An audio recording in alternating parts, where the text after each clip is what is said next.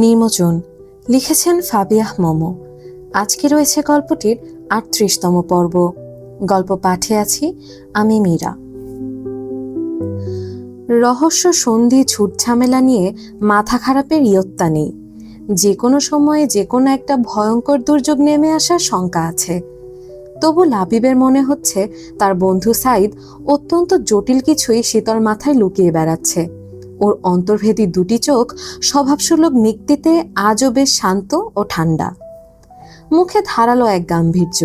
চিন্তার ছোবলে আক্রান্ত হয়ে নিজের খয়েরি বর্ণ ঠোঁটের মাঝে মাঝে দাঁত বসিয়ে কিছু একটা ভাবনা কষে যাচ্ছে।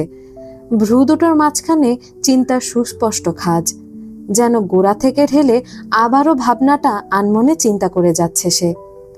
লাবিব তার সামনে থাকা আয়তাকার ট্রে থেকে এক মগ এসপ্রেসো আমেরিকানো কফিটা তুলে নিয়ে সেটা ঠোঁটের কাছে আনতে আনতে বলল, কি ভাবছিস দোস্ত? মুখের ভঙ্গি তো অন্যদিকে ইন্ডিকেট করছে। বন্ধুর প্রশ্ন শুনে টনক নড়তেই মুখ তুলে চাইল সাইদ। কিছু না।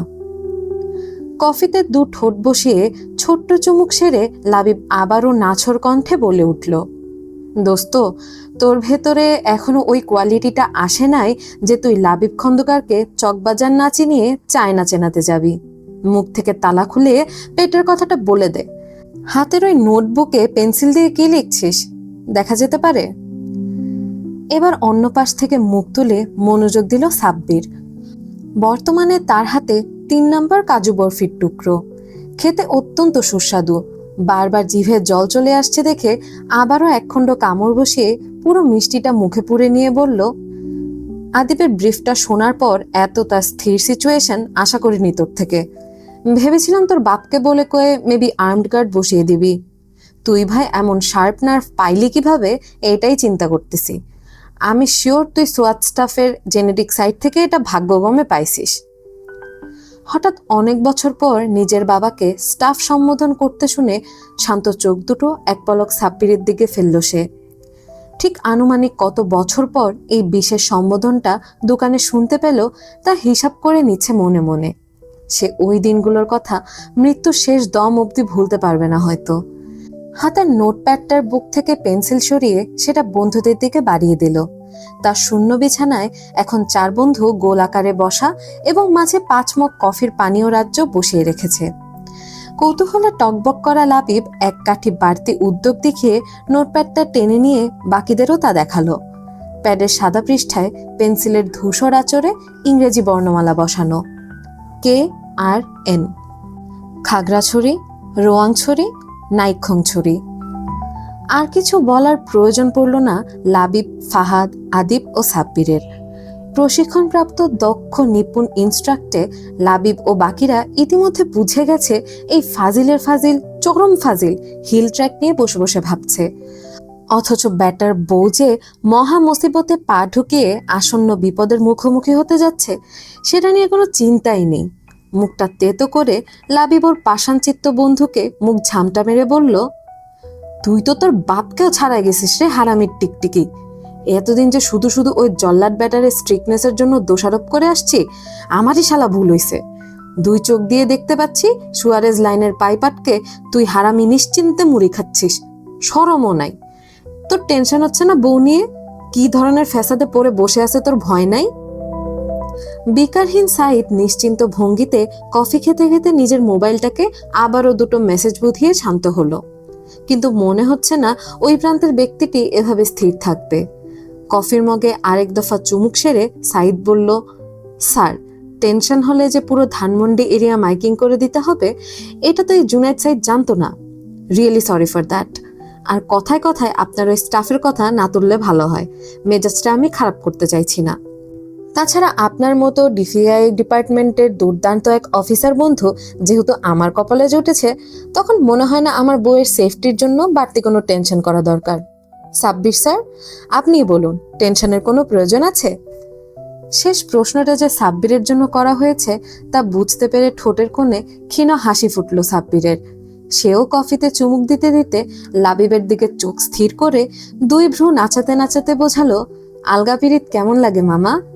খোঁচা মারতে যে নিজের পায়ে ফোসকা লাগিয়ে ফেললা। বাপের ঝাল ওর উপর দিয়ে তুলতে চাও কেন? চুলকায়। লাবিব ছোট্ট শ্বাস ছেড়ে বুঝতে পারল এরা জীবনে যত বড় বড় পর্যায়ে পৌঁছুক না কেন, গা থেকে হারামির তকমা জীবনেও এদের ঘুচবে না। এটা ঠিক যে সামরিক জীবনটা শুরুর সময় আর্মির মেজর র্যাঙ্কিংয়ে থাকা সোয়াদ জাকির স্টাফ ভয়ঙ্করভাবে ওদের উপর রোলার কোস্টার চালিয়েছিল, আর সেটা চালিয়েছিল বলেই আজ এতদূর পর্যন্ত আসার কঠিন হিম্মত পেয়েছে ওরা। সেটা পিটাতে পিটাতে পশ্চাৎ দিকের চামড়া অবশ করে দেয়া হোক, অথবা ভোল্টেজ পয়েন্টে নামিয়ে জোকের সাথে খাতির আপ্যায়ন করা, সবই ছিল দুর্ধর্ষ ট্রেনিংয়ের কঠোরতম শিক্ষা। প্রতিরক্ষা গোয়েন্দা মহাপরিদপ্তর, সংক্ষেপে DGFI, directorate general of force intelligence, বাংলাদেশের প্রধান সামরিক গোয়েন্দা সংস্থা, যার অবকাঠামোর যাত্রা শুরু হয় 1977 সালে রাষ্ট্রপতি জিয়াউর রহমানের তদারকিতে এবং সদর দপ্তর ঢাকা সেনানিবাস। সম্ভবত হেডকোয়ার্টারে একবার যেতে হতে পারে এই বিষয়ে আলাপ করার জন্য। কী ধরনের আদেশ আর কী রকম নির্দেশনা আসতে পারে সেটা ভেবেই অস্থির লাগছে একটু একটু। বন্ধুর বউ, তার উপর মেয়েটাকে তার ভীষণ আদুরে লাগে। ঠিক ছোট্ট একটা বোনের মতো সম্মান করা মেয়েটাকে কখনোই কানাগলিতে ছেড়ে দেওয়া যাবে না। লাবিব মুখ গম্ভীর করে কফিতে চুমুক দিতে দিতে ঠান্ডা মস্তিষ্কে সাদা নোটপ্যাডের অক্ষরগুলো পরখ করতে লাগে। এই সবগুলো নাম বাংলাদেশের পর্যটন ক্ষেত্রে অবাধ বিস্তারে ভূমিকা রাখে, সেই সঙ্গে ভূমিকা রাখে অপ্রকাশ্য এক লোমহর্ষক গোপন সত্য, যা জনগণের থেকে আলোচনা করা জাতীয় নিরাপত্তার খাতিরে নিষিদ্ধ করা হয়েছে। এমন সময় ফোনের স্ক্রিন থেকে মুখ তুলে ফাহাদ এক পিস কাজু বরফি তুলে বলল, মামারা, আমার মনে হচ্ছে বেরোতে হবে, সিএমএইচ থেকে ডাক এসেছে, ইমার্জেন্সি কেস। বেশ তাড়াহুড়ো একটা ভাব ফুটে উঠল ফাহাদের নম্র মুখটির চোখের মণিতে। জিভে জড়ানো মিষ্টিটায় দ্রুত দাঁত চালিয়ে ছটপট ট্রে থেকে পানির গ্লাসটা তুলে নিতেই ডান পাশ থেকে আদিব শয়তানি হাসি দিয়ে বলল, মামা না বললা তোমার আজকে হসপিটালে ছুটি চলে? পুকুত করে ছুটির ঘন্টাটা কোথায় হারায় গেল? নাকি অ্যাসিস্ট্যান্ট ওই সুন্দরীটা, কি যেন নাম? সিরিয়াস মুহূর্তে এমন একটা সস্তা ফাইজলামি করতে দেখে ফাহাদ খ্যাপাটে মুখে খেকিয়ে উঠল। ধুর বেটা, তুই আসোস রঙের মধ্যে, আমার অবস্থা কি তোদের মতো শান্তিপূর্ণ ভাবছস? হসপিটালে ইমার্জেন্সিতে হেলিকপ্টার যোগে পেশেন্ট আসতেছে, এখনই বের হওয়া লাগবে। আমি যাই, পরে তোদের সাথে মিট করতেছি, থাক। ফাহাদ আর এক মিনিটও সেখানে বসে থাকলো না। গ্লাসের পানিটা সে এক চুমুকে বেশি খেয়ে যেতে পারেনি। দায়িত্বের জায়গা থেকে কর্মতৎপরতার জন্য তাকে বন্ধুদের সাথে আনন্দময় আড্ডাটাও বিসর্জন দিয়ে ছুটতে হচ্ছে হাতের গ্লাভস, মুখে মাস্ক, সার্জিক্যাল একটা গুরুত্বপূর্ণ কেসে যুক্ত হওয়ার জন্য। তার কাছে মানুষের জীবন বাঁচানোর মূল্য নিজের এমন শত শত আনন্দময় আড্ডার চাইতে লক্ষ গুণ বেশি। একটু পর রুমের খোলা জানালা দিয়ে গাড়ি ছুটে যাওয়ার শব্দটা শুনে মুচকি হাসলো আদিব। বুক ভরা প্রশান্তির একটা দম ছেড়ে বাকিদের দিকে তাকিয়ে বলল, ওরে দেখলে না, আমার কলিজাটা একেবারে ঠান্ডা হয়ে যায়। আমি সিরিয়াসলি চাই এবার যেন ইউএন মিশনে যাওয়ার জন্য ফাহাদ সিলেক্টেড হোক। ওর কাজের মাধ্যমে বাংলাদেশের নামটা এতই উচ্চ পর্যায়ে পৌঁছুক যে বাইরের বড় বড় দেশগুলোতে যেন ওর নাম উচ্চারণ করার সুযোগ হয়। ওর মতো পরিশ্রমী মনে হয় আমি এত দূরও করিনি।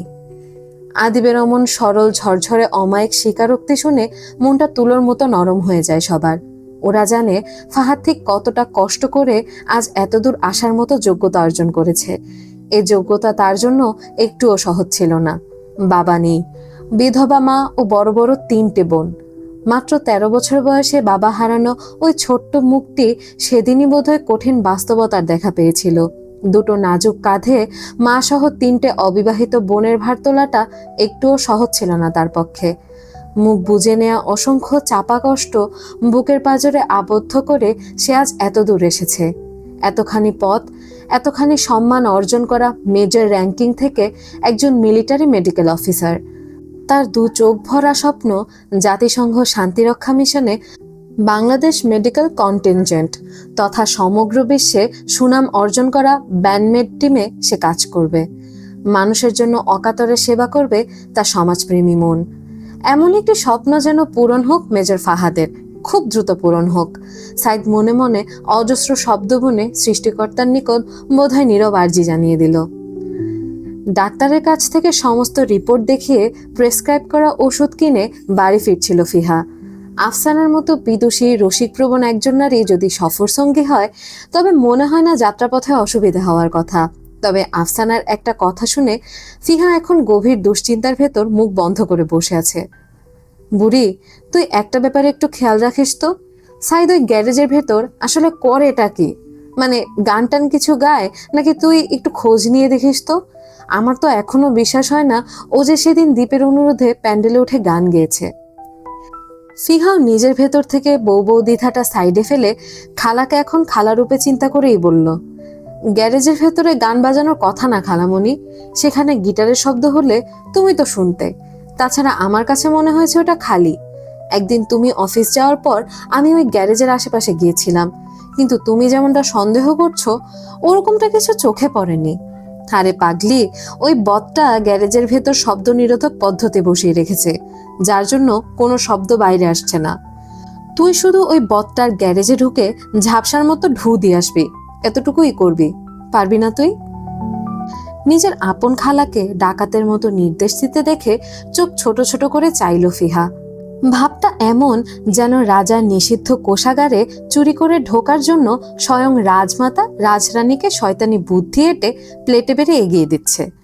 ফিহা মনে মনে প্লেটটা ধাক্কা দিয়ে দূরে সরিয়ে সরাসরি রাজমাতাকে বিজ্ঞ স্বরে বলল, তুমি আমাকে আগুনের মুখে ধাক্কা দিয়ে ভালো করছো না খালামণি।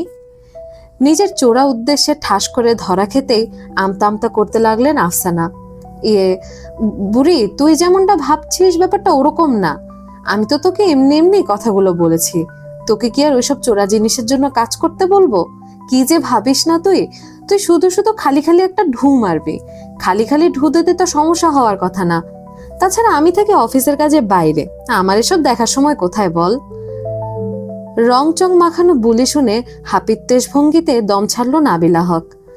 বেচারা খালামণি তো জানেই তার বিশিষ্ট রকচটা পুত্র চিতাবাঘের মতো নিঃশব্দ গতিতে হাঁটে, কখন কোন ফাঁক দিয়ে কলিজা কাঁপাতে চলে আসে তা তো বলা দুঃসাধ্য। হঠাৎ হাতের মুঠোয় থাকা যন্ত্রচালিত বস্তুটা আলো জেলের মৃদু কম্পন দিয়ে থেমে উঠল। নোটিফিকেশন এসেছে। স্ক্রিনের উপর বৃদ্ধাঙ্গুলে বার দুয়েক ট্যাপ করতেই ছোট্ট ভয়েস মেসেজটা দেখতে পেল সে।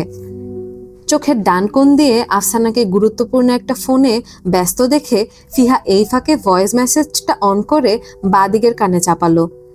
টিপ টিপ করে ওর ছোট্ট বুকটার ভেতর হৃৎপিণ্ড কাঁপছে। গায়ের ভাজে ভাজে ঠান্ডা শিরশিরে রোমাঞ্চকর অনুভব। শুকনো খড়খড়ে গলায় ঢোক গেলে হৃৎস্পন্দন আটকে শুনল, শুনুন, আমি একটা গুরুত্বপূর্ণ কাজে বাইরে যাচ্ছি, কখন ফিরবো বলতে পারছি না। হয়তো আমার ফিরতে গভীর রাত হতে পারে। আপনি খাবার খেয়ে মেডিসিন নিয়ে ঘুমিয়ে পড়বেন। আর এটুকু বলে গম্ভীর কণ্ঠটা থামতেই ফিহা দম আটকে চোখ কুচকে কেমন অস্থির প্রবণ অবস্থার ভেতর জবুথবু হয়ে রইল। ও জানে এরপরের বাক্যটুকু হবে ওর হৃৎপিণ্ড কাঁপানো ভয়ঙ্কর কোনো কথা। আর আপনার কাজু বরফিটা ভালো ছিল। কাজু বাদাম যে আমার পছন্দ এটা জানেন দেখে অবাক হয়েছি। তবে আপনি জানেন আমি কোন মিষ্টিটা বেশি পছন্দ করি। রাত জেগে অপেক্ষা করতে হবে না। স্লিপ টাইট ওয়াইফ, রাখছি। খিচে রাখা চোখ দুটো স্বাভাবিক করে বুকের অবাধ্য অস্থির নিঃশ্বাসটা আস্তে করে ছেড়ে দেয় ফিহা। পিঠের ব্যথাটা উপেক্ষা করে গা এলিয়ে দেয় সিটের সাথে। কান থেকে আস্তে আস্তে ফোনটা নামিয়ে নিলেও বিবশ মনটা জানালার বাইরে রাস্তার ল্যাম্পপোস্টে ফেলে রাখে। তুষার শুভ্র স্তূপের মতো শীতল অনুভব করছে মানসনিকেত। এইটুকু নারাজও যে ওই লোকটার উপর বেশিক্ষণ টিকল না। সে কি জানে কি কি শব্দ ব্যবহার করলে ও নরম মনটা মোমের মতো গলে যাবে? দূর থেকে কি করে গাল ছুঁয়ে ছুঁয়ে বলার মতো আদর করে দিয়ে বলতে হয় জানে সে। ঢাকার ওয়ারি এলাকায় ছোট্ট একটা রেস্তোরাঁর সামনে জনা দুজন লোক দাঁড়িয়ে আছে। পরনের পোশাক আশাক সাদাসিধে এবং পরিষ্কার পরিচ্ছন্ন। একজনের হাতে রেস্তোরাঁ থেকে খাবার পার্সেল করা একটা ব্যাগ, অন্যজনের বাঁ কানে ফোন এঁটে জোরে জোরে মাতব্বরি কণ্ঠে কথা বলছে। রাস্তার তুলনামূলক মানুষ আজ কম। কুয়াশায় মুড়ানো ধোঁয়াটে চাদরে পথঘাট ঝাপসা হয়ে একটা অলৌকিক জগতের মতো রহস্যময় লাগছে। হঠাৎ আধো আধো কুয়াশা ফুরে সাই করে ছুটে এলো একটা গাঢ় নীল গাড়ি। রাস্তার পাশে কয়েক মিনিটের জন্য থামতেই খাবার পার্সেল করা লোকটা গাড়ির উল্টো পাশে ঠিক ময়লা আবর্জনা ফেলা পচা দুর্গন্ধময় জায়গাটায় ওই ব্যাগটা রেখে চুপচাপ পালিয়ে গেল। অন্যদিকে মাতব্বরি স্বরে ফোনে কথা বলা লোকটা একবার গাড়িটির দিকে চোখ বুলিয়ে মনে মনে খুশি হলো বোধ হয়। ব্যাগটা পৌঁছে দিলেই রাতারাতি আকাশের চাঁদ হাতে পেয়ে যাবে। কানের ফোনটা তখনও ধরে রেখে এগিয়ে এসে তাড়াতাড়ি ব্যাগটার দিকে হাত বাড়াতেই অদ্ভুত ভোঁতা একটা শব্দ হলো। চকিতে ঠাস করে ছিটকে পড়ল হাতের ফোন। চুরমার হয়ে পার্টে পার্টে 3 খণ্ড হয়ে ছিটকালো ফোনটা। লোকটা দেখল তার বুক বেয়ে ঠান্ডা স্যাঁতস্যাঁত স্রোত নেমে যাচ্ছে। গল গল করে ছুটছে প্রবল স্রোত। চোখ দুটো ঘোলাটে হয়ে আসছে। এই ছিল আজকের পর্ব। কেমন লাগলো তা অবশ্যই কমেন্ট করে জানাবেন। আগামী পর্বে দেখা হচ্ছে। সে পর্যন্ত সবাই ভালো থাকবেন, সুস্থ থাকবেন। আজকের মতো আমি মীরা এখানেই বিদায় নিচ্ছি। আল্লাহ হাফেজ।